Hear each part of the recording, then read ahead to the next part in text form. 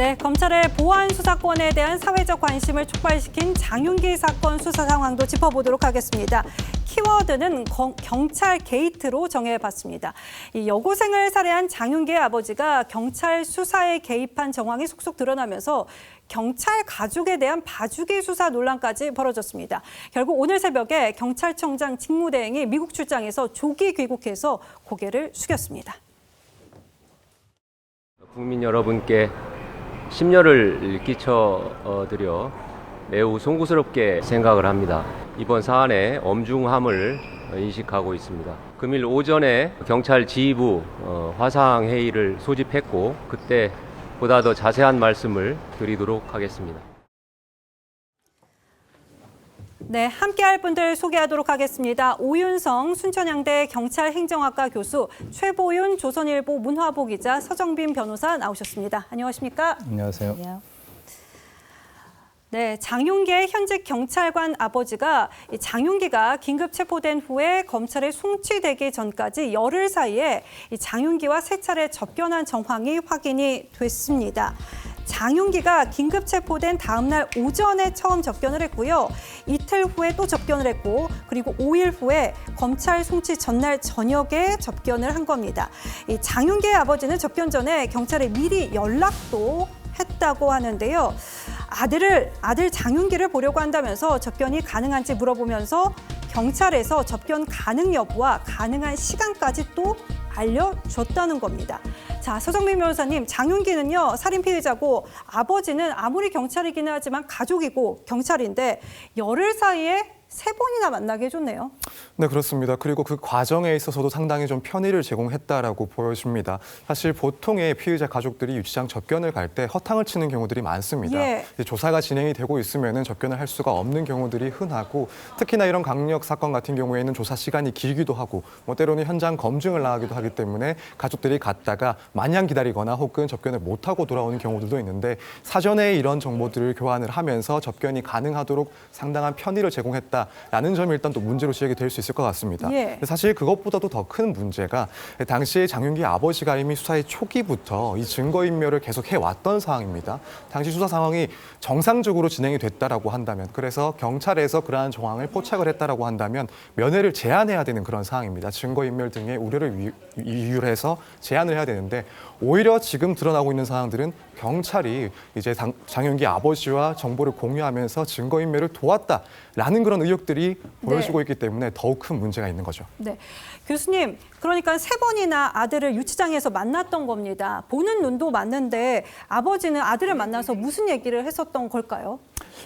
결론적으로는 뭐 증거인멸의 어떤 그 하나의 그 단초가 됐다 이렇게 저는 보는데요. 예. 실제로 이제 뭐 면담을 하게 되면 뭐 전부 다 녹음은 되고 있고 아마 이제 검찰이나 지금 현재 그 국수본에서 다 확보를 하고 있을 거라고 봅니다. 예. 그런데 이제 그 결과적으로는 그러한 어떤 그 과정을 거쳐 가지고 이제 차량이 인계되고 또 리얼돌의 어떤 파괴 또 이제 그 기존에 가지고 있던 그 전화기 4대에 대한 어떤 소각이라든가 이런 것들이 이제 연이어 이어졌기 때문에 예.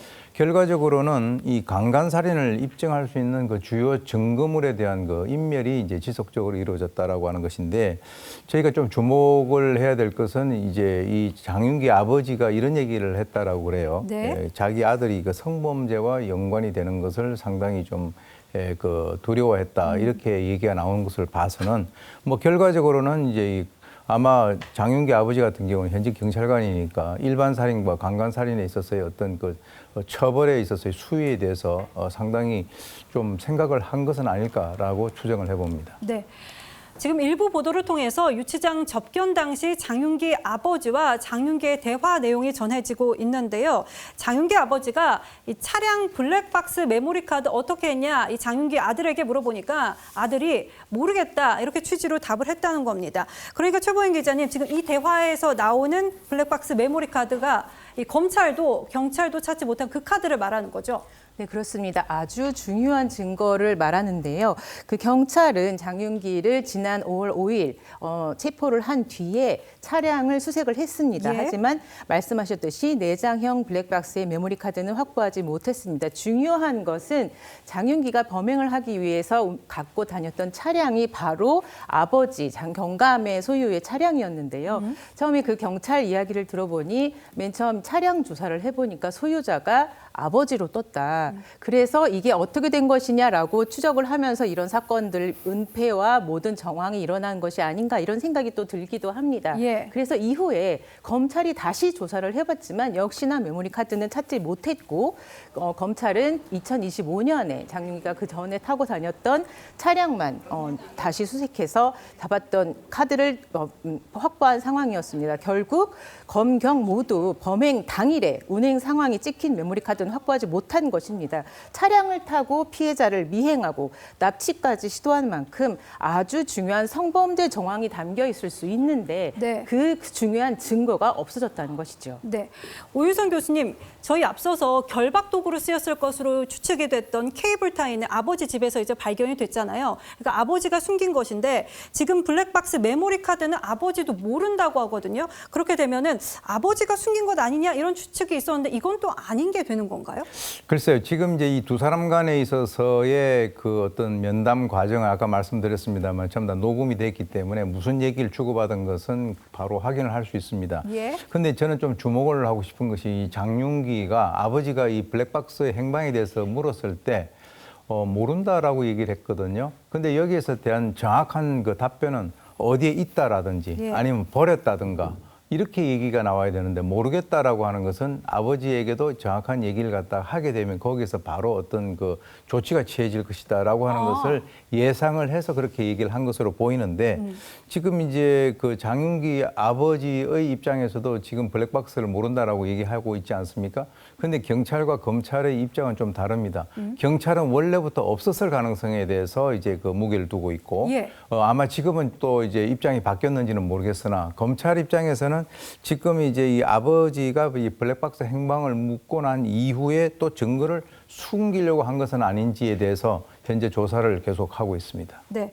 지금 블랙박스 메모리 카드뿐만 아니라 장윤기가 사용하던 휴대폰도 행방이 묘연한 상황이죠. 교수님 이것도 한번 여쭐게요. 장윤기 아버지는 수사팀장과 장윤기에게 휴대폰 버린 위치를 재차 확인을 했지만 이 검찰 조사에서 그날 첨단대교에 간 적이 없다 이렇게 주장을 했거든요. 이 말은 사실이라고 보십니까? 지금 이제 그 어차피 뭐 그 사람의 말은 우리가 100% 신뢰를 할 수 없다라고 하는 예. 그런 측면에서 검찰은 이제 장경감이 아들과 이제 그 어떤 그 통화 전후 이동 그 동선을 갖다가 면밀하게 지금 살펴보고 있는 그런 상황입니다.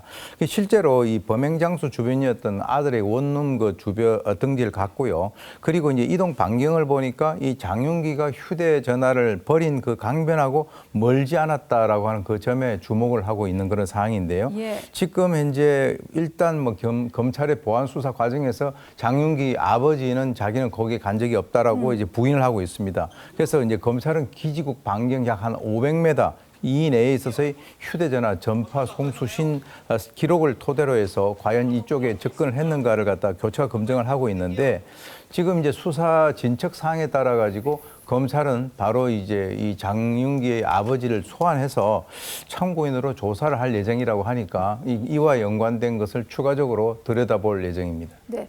지금 장윤기의 아버지는 경찰에 이어서 검찰 조사까지 지금 받았습니다. 서정빈 변호사님, 검찰이 지금 케이블 타이에 대해서 물어봤다는데 지금으로서는 유일하게 훼손되지 않은 채 남아있는 증거이기 때문에 이거에 관해서 물어본 걸까요?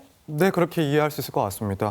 일단 당시에 강간 목적이 있었는지 여부를 조금 따져볼 수 있는 중요한 증거이기도 하고 예. 사실상 유일하게 실물이 남아있는 증거이기 때문에 중요도를 따지자면 상당히 높은 그런 가치를 가진다라고 볼 수 있을 것 같습니다.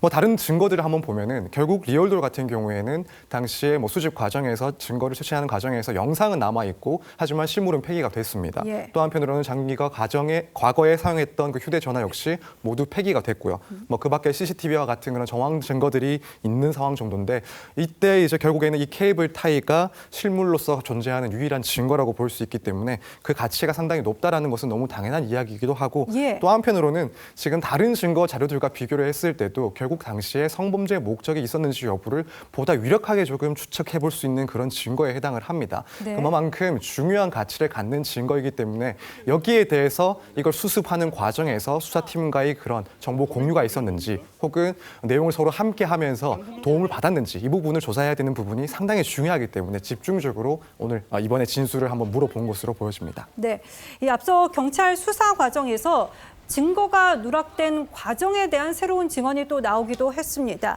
이 장윤기가 갖고 있던 리얼돌에 대한 DNA 검사 보고서가 누락된 데 대해서 이 수사팀장의 직속 상사가 누락된 줄 몰랐다. 나는 이거를 언론 보도 보고 알았다. 이렇게 진술했다는 겁니다. 최모인 기자님, 그 보고서가 정말 허술하게 다뤄서 되는 증거는 절대 아니잖아요. 어떻게 이런 일이 벌어진 겁니까? 그렇습니다. 정말 뭐라고 할 말이 없는데요. 예. 그 리얼돌에서 DNA가 검출됐다는 내용이 국과수 보고서에 나왔는데요. 검찰 제출이 늦어지면서 재판 증거로 채택되지 못했습니다.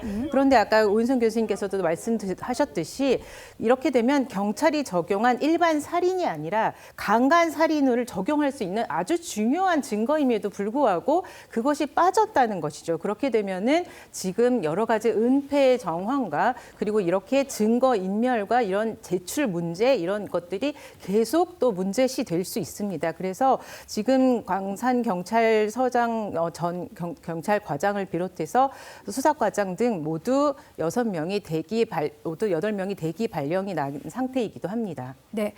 지금 장윤기가 경찰 아버지 덕분에 일반 살인죄로 검찰에 송치된 정황이 확인이 되니까 이 검찰 송치되던 날 장윤기의 태도가 재조명이 되고 있습니다. 한번 보시죠.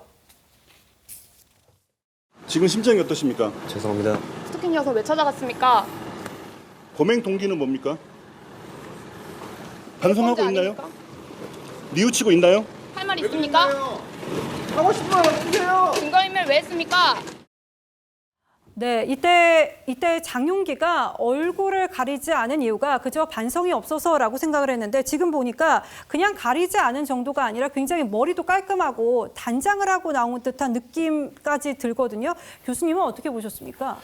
글쎄요, 이제 상당히 보통 일반적인 사람들이 봤을 때 정말 저렇게 머리도 깔끔하게 그리고 이제 뭐 어떻게 보면은 저렇게 뭐 지금 언론에다 자기 얼굴을 노출하는 그런 그 과정이 아닌 것으로 이제 보이는데요.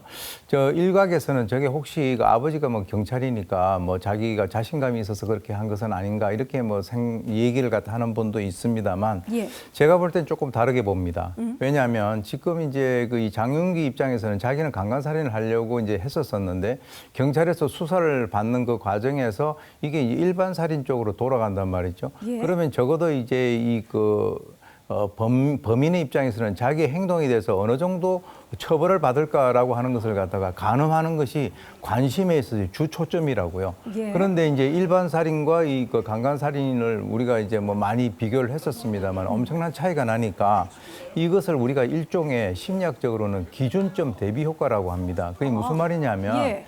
내가 이제 그 처벌을 갖다가 한 100 정도 받을 거라고 생각을 했었었는데 그 과정에서 돌아가는 거 보니까 그거보다는 훨씬 그 아래, 예를 들어서 한 30 정도 받는다라고 하면 갑자기 본인이 이제 좀 자신감이 생기는 거예요. 그러니까 아버지가 경찰에 있기 때문에 그것 때문에 저렇게 자신이 있는 것이 아니라 예. 그 조사를 받는 과정에서 그런 식으로 흘러갔다라고 하는 것을 자기 나름대로 판단을 하고 있지는 않았을까. 그리고 이제 이발을 한 것은 그 이전이란 말이에요. 예. 그래서 이제 만약에 자기가 체포가 되면 신상 공개가 되면은 자기는 어떤 식으로 남들에게 좀 비춰질 수 있을까라고 하는 이런 일종의 그 나르시시스트적인 그런 어떤 특징을 가지고 있는 것으로 추정이 됩니다. 예. 이 장윤기가 검찰에 송치된 후에 검찰에서 밝혀낸 장윤기의 범행 내용은 치밀하고 집요함 그 자체였습니다. 그 검찰 공소장 내용을 살펴보니까요. 장윤기는 피해 여고생이 범행 장소까지 걸어가는 동안에 네 차례나 차를 멈추거나 차에서 내렸고요. 차를 대형 트럭 뒤에 세운 뒤에는 라이트를 꺼서 자신을 감추기도 했었습니다. 오유성 교수님, 이것도 분석이 좀 필요할 것 같습니다. 장윤기의 범행 수법 어떻게 분석을 하십니까? 원래 이제 장윤기가 얘기를 갖다가 한 것은 자기는 뭐 자살을 하고 싶고 거기에 예. 동반하는 사람을 하나 선택했다 이렇게 굉장히 그 단순하게 얘기를 했습니다.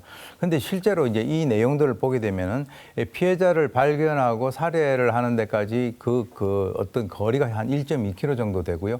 이 차량이 속도가 빠르니까 그와 연관해서 이제 여러 가지 그 피해자와의 속도를 갖다가 맞추기 위해서 4차례 차를 갖다 멈춰서 속도 조절을 했단 말이죠. 예. 그리고 이제 방향을 갖다가 이제 그 한 유턴을 한 수차례 했고 또 이제 커다란 그 대형 화물차가 있는 그 뒤쪽에서 거기에서 이제 헤드라이트를 끄고 거기서 대기를 했다라고 하는 이런 여러 가지 것들을 보게 되면 지금 장윤기가 줄기차게 얘기하는 것, 즉 다시 말해서 이건 우발적이었다라고 하는 거하고 정확하게 이거는 그 배치되는 그런 사항이란 말이에요. 예. 그렇기 때문에 사실 이런 것들이 이제 경찰 수사 단계에서 만약에 충분히 어떤 그 검토가 이루어졌다라고 한다면 오늘의 이러한 어떤 결론이 나지 않았을 거라고 생각이 드는데 그와 연관돼서는 이 초동 수사 단계 그리고 이제 그것이 실수였던 아니면 그것이 의도적인 어떤 뭐 도와줘야 되겠다라고 하는 인멸이었거든. 그것에 대해서는 상당히 지금 이제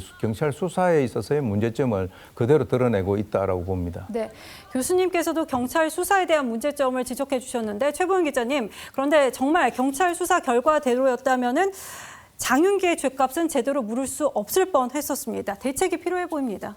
네, 그렇습니다. 경찰청이 이제 뒤늦게 나섰습니다. 장윤기 사건 관련해서 이런 사건의 재발을 방지하고 또 경찰 수사에 대한 통제를 강화하기 위해서 외부 인사가 위원장을 맡는 경찰 수사 신뢰 제고를 위한 쇄신 TF를 맡는다고 합니다. 예. 근데 또 외부 인사를 하게 된다면 사실 또 저는 어떤 사람이 또 인사를 할지 이런 사람의 인사 정책은 또 어떻게 될지 이런 것도 약간 궁금해하기도 하고요. 네. 그리고 경찰청은 또 이와 별도로 국가수사본부장 직속 내부 비리 수사대를 신설해 국가 비위에 엄정 대응하기로 했다고 합니다.